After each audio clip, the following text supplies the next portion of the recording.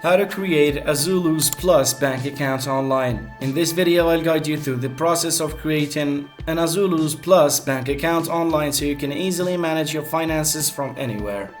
So first of all, visit or open your web browser and visit the Zulus Plus website. Look for the sign up or open account button on the homepage. You'll be asked to provide basic information like your name, email address, phone number, and date of birth. This is necessary for your account creation. Choose a strong password for your account. This will help secure your Zulus Plus account. After entering your details, Zulus Plus will send you a verification email, so open your inbox, click on the verification link, and confirm your email address.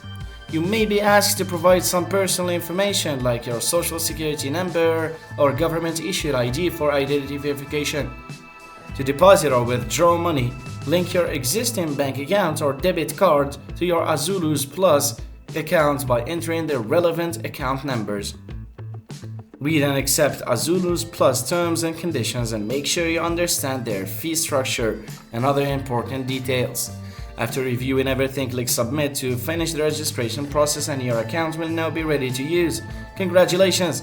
You've successfully created your Zulus Plus bank account online. You can now start managing your finances, making payments, and tracking your spending with ease. Thanks for watching.